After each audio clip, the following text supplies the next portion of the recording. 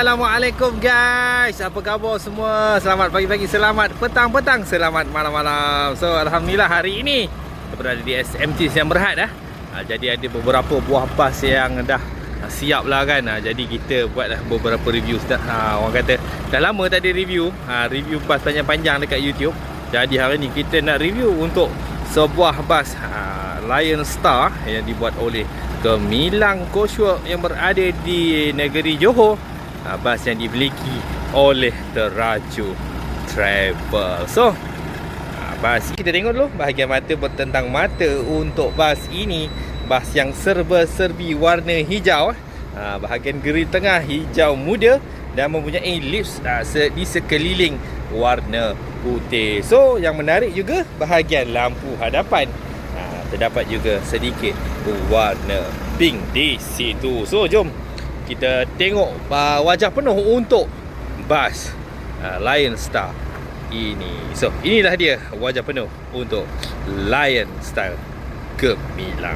Kita tengok bahagian dalaman untuk bas ini. Kita tengok dulu bahagian tepi untuk bas berwarna hijau ini. Kalau kita tengokkan corak dia simple saja dan rasanya ada kembar kot. Kalau tak silap saya pernah tengok color yang sama. Mungkin corak ada berbeza sikit lah. Macam bas yang berada dalam lensa kamera kita sekarang. So ada ni dia 1, 2, 3 luggage compartment manual lah. Luggage compartment manual.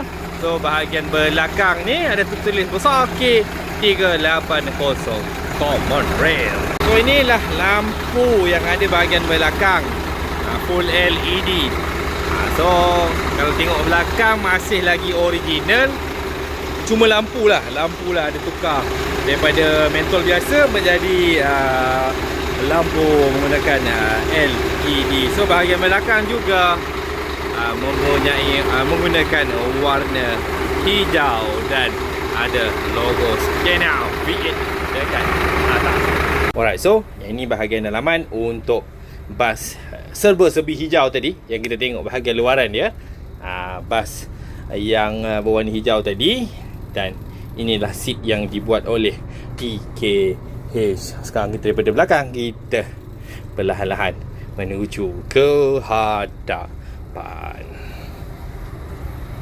So inilah wajah penuh untuk bas yang serba-serbi berwarna hijau ini. So inilah hasilnya, hasil cat orang kata air tangan SMT Sdn Bhd.